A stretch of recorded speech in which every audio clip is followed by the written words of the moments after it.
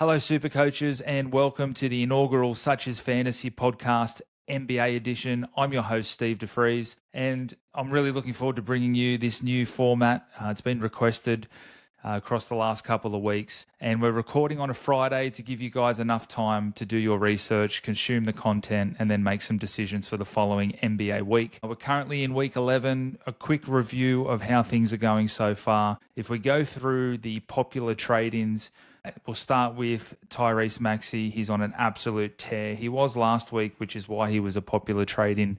This week, traded in by 14.2% of coaches overall in SuperCoach, but only captained by around 14%.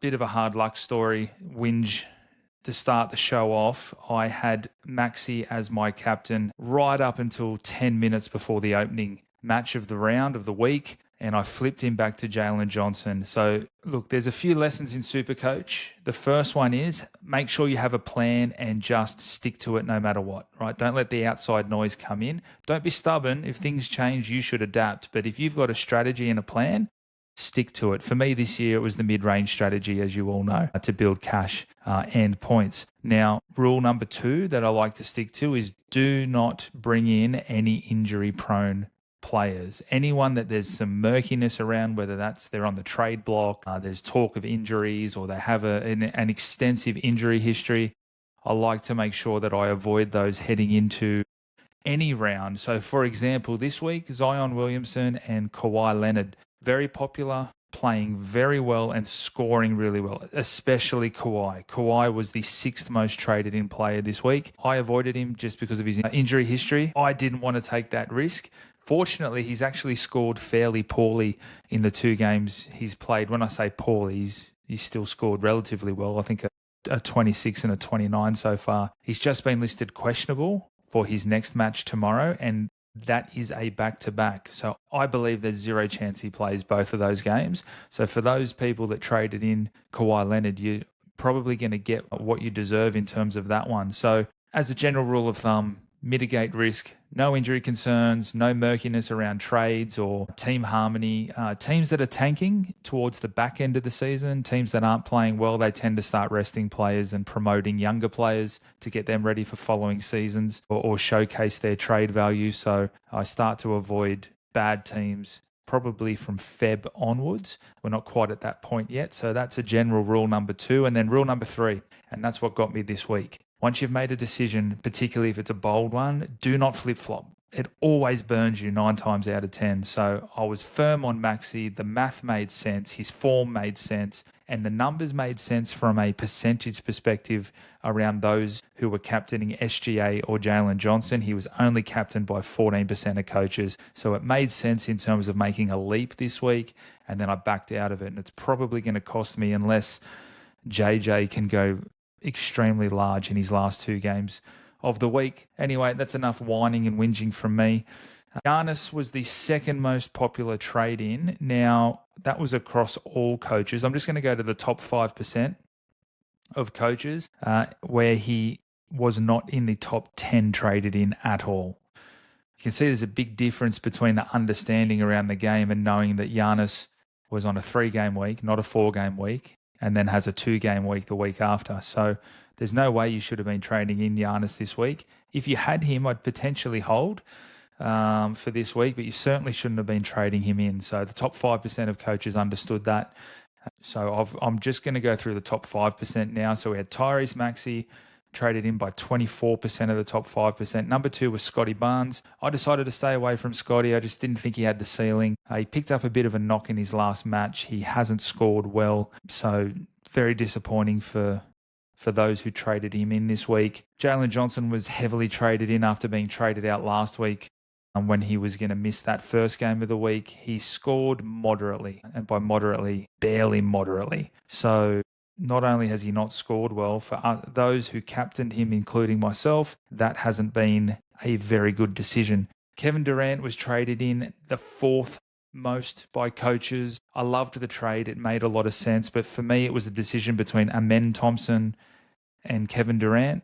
I went for Amen for the value, but I also felt like he was playing very strongly. And as soon as Şengün was ruled out for 2 weeks, Amen Thompson was going to have to do a lot of the playmaking, which means more assists, potentially more points, that is more baskets, more shots, and a few more rebounds. So I think he could potentially be a triple-double threat each night. So, yeah, I went Amen Thompson. He was the 7th most traded in, and between him and Kevin Durant this week so far, they're neck and neck. So in terms of points, KD's got 55 and Amen's got 53. So right now, for the lower price, Amen's probably winning that for coaches who went Amen instead of Kevin. If you went KD and Amen, again, I've been very strong in this strategy, and that's do not trade in 2 players on the same team. So not everyone agrees with me on that, but that's just my own strategy. Chet Holmgren had a very strong start to the week. Great for owners. He was the 6th most traded in amongst the top 5%.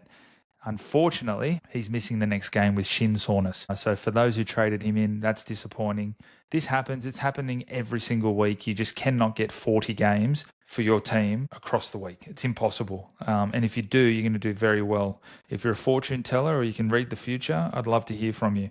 Jaylen Brown, the 8th most traded in. He absolutely laid an egg in the first match. He scored 3 or 4, which was really disappointing for owners. I avoided.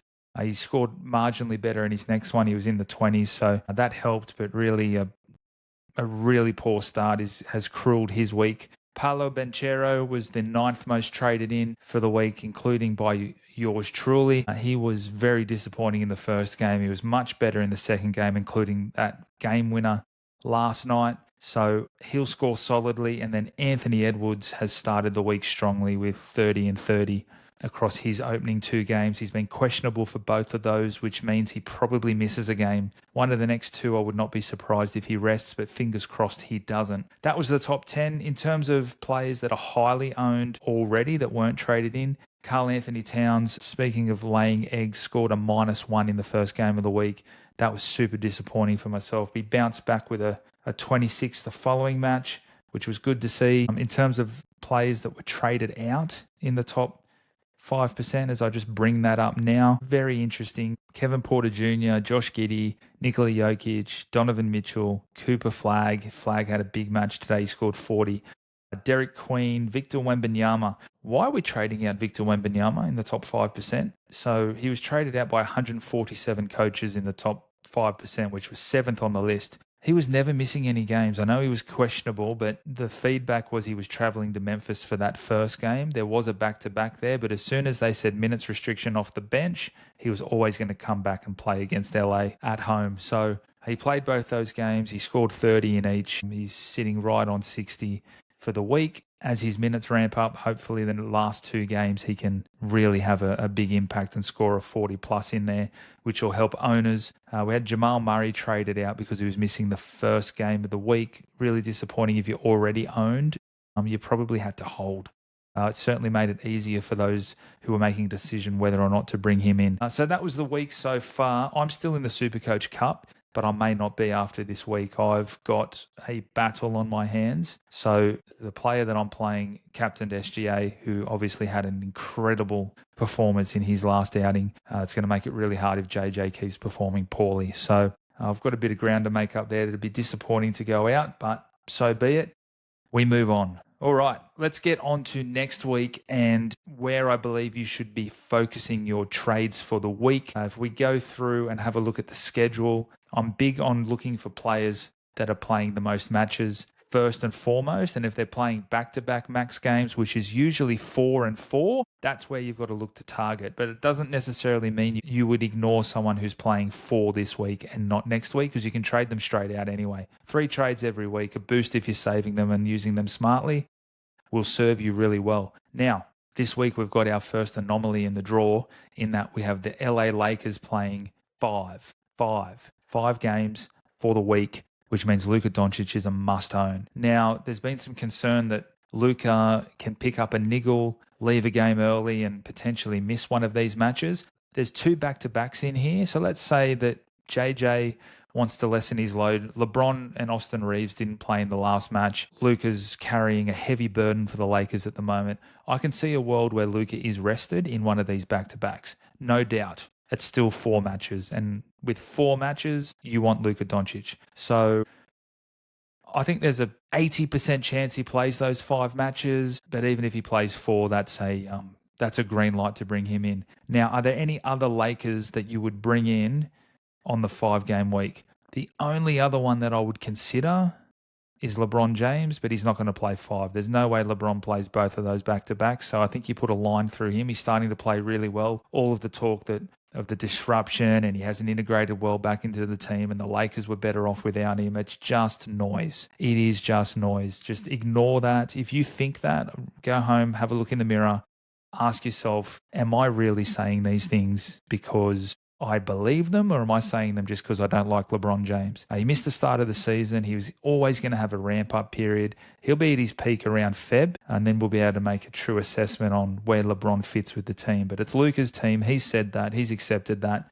and they'll be just fine. They're not going to win the championship. They're not in that upper echelon, the inner circle of teams that can win it. But yeah, some of the stuff and the discourse and the conversation around LeBron James out there at the moment is absolutely wild. So put a line through him for this week. The only other one, DeAndre Ayton, potentially, but I'm not sure, if he doesn't play all 5 games, then the value's probably gone. I think you'd look elsewhere. You could take a punt on that if you wanted, but that's not for me. So we've got Lakers on 5 games. Let's look at the teams that are playing 4. So you've got Indiana. You cannot touch them whatsoever. They're tanking. They're having a gap year, waiting for Halliburton to come back. They'll get a draft pick at the end of the year and then come back, all systems go. They've got a great coach. I'm sure they'll be great next year, but they should be the worst team this year, which means you just, Siakam, we talk about him each week. Indiana have a 4-game week, but you've just ignore because he can throw a 7 in there. He can have a rest. Just don't do it to yourself. The next team on 4, New Orleans Pelicans. As I said, I've been flirting with Zion. I've just got to stay away from him. He hasn't produced in his last couple of matches. He had a really good score there earlier, but he looks a bit gassed to me. The team are resting players. Trey Murphy had a rest. Fears had a rest. So again, there's too much uncertainty around the Pelicans. We've got Toronto on a 4-game week this week and next week, which means Scotty Barnes is still very relevant, but keep an eye on the injury reports because he was carrying an injury. He returned to that game yesterday, but just keep an eye on it. We have the Sacramento Kings on 4-4-4. Do not do it. Repeat. Stay away from the Sacramento Kings. Too much uncertainty and just a horrible team. A horrible team to watch. Horrible results on the court. Horrible game style. Just don't do it. There's no one redeemable on that team, and there's no certainty or consistency in the starting lineup. So stay away from the Sacramento Kings, even though they have a good draw. Next, it's Brooklyn with a great draw. And yes, I would be looking to bring in MPJ. Michael Porter Jr., he's gone to another level since being traded from Denver. It's one of those guys that's getting more shots, more usage. And I don't think he was held back on the Denver Nuggets, but his role was just very different. Here on the Nets, he is expected to produce. Now, as we head towards the trade deadline, I think there's going to be a lot of teams that are close to being contenders for the championship this year that are going to have a look at MPJ. So I would not be surprised if he gets traded in the next 4 weeks or so. So hopefully, if you do trade him in, and that would be my plan at the moment, he plays the max games for a couple of weeks and gives us some good performances. Next is the Charlotte Hornets. They go 4-3. I can't do it. Same thing, bad team, fun to watch, but no consistency in performances. So I'm staying away from Charlotte. Chicago, there's no one there worth trading in. Giddey, if he was fit, maybe. They go 4-3. Dallas. I was thinking about taking a punt on Anthony Davis, but then I go back to the fundamentals of my rules, and if a player has an injury history, is injury prone, stay away. And sure enough, not an hour ago, he went back to the locker room with a concern. So KD, avoid unless you enjoy pain. Is there anyone else on Dallas? Cooper Flagg scored 40 today. Could you bring Cooper back in after he peaked? Maybe. I don't think I will, but I wouldn't necessarily knock bringing Cooper back. Next, Denver. Jamal Murray, he has to be a consideration every week. If he's going to play all 4 games for the next couple of weeks, I think Jamal is a great trade in next week, and I'll need to strongly consider it after fading him. I felt like he potentially wasn't the man that could take all of that usage and produce the points that we hoped and think that he will. He didn't for a couple of games. Teams are blitzing, teams are double teaming. It's making it very hard for him. He's got to make decisions quicker, but he had 17 assists in his last match, which was phenomenal, which tells me that his decision making has gotten good really quick. So I will be reconsidering Jamal Murray. Golden State have 4 games. Steph is always a great trade-in option, but you've got to catch him hot, and he potentially has rests at his age, 37, and still killing it. But to get the most out of Steph, he can't always play those back-to-back, so just be very wary about that.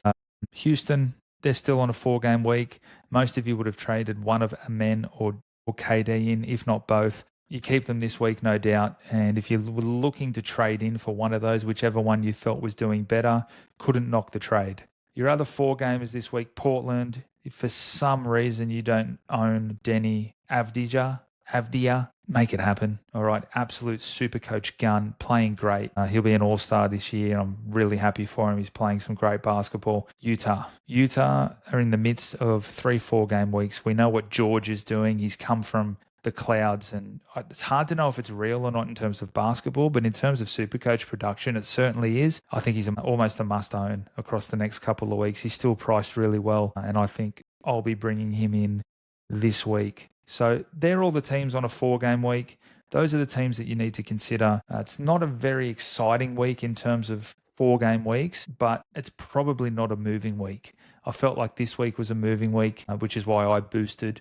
We'll see how things wash out at the end of the week for everyone, but the captaincy option is going to be super interesting again without Nikola Jokic. And with SGA not on a 4-game week, we've got some decisions to make around that. So SGA, Jalen Johnson, Maxey, the 3 most popular captains this week, do not have 4-game weeks next week, which probably leaves us looking at Denny Avdia might be a great option for captaincy this week. I'd be very careful about making any bold moves this week. As I said, I felt last week was moving week. And as we move towards round 16, I can tell you there are 1, 2, 3, 4, 5, 6, 7, 8, 9, 10, 11, 12 teams on a 5-game week. You're going to want a boost for that week. If you don't have a boost for round 16, you're potentially in a little bit of trouble. All right. I want to talk a little bit of strategy around 4-game and 3 games. And I pondered last week whether it was worth just ignoring schedule and ignoring the 4 games versus the 3 games. I'm going to put a little caveat in that, and that's for guns only. So if let's clarify the guns right now. The guns are Joker, Giannis, Luka Doncic, SGA, Maxey, maybe, and Jalen Johnson. If those guys have a 3-game week, I think it is worth keeping them in your team and not trading them out for someone on a 4-game week. That's how I'm going to look at things across the next couple of weeks and see how that plays out. But with players that we trade in for that are in the mid-range category, whether that's a Banchero, a Karl Anthony Towns, a Jamal Murray, if they go from 4 to 3 games in the week, it hurts. And even if they play 4 games, are they scoring more than some of the players I just mentioned on a 4-game week? Potentially not. So interesting. The only risk there is that someone on a 3-game week drops to a 2. So things to ponder. I'm going to give it a trial over the next couple of weeks. I think that wraps up our first show. Thanks for joining us. Quick one that we've knocked out, 20 minutes. Leave feedback below. Double bang on Spotify. Double bang on YouTube. Subscribe. Thanks for your support. Talk soon.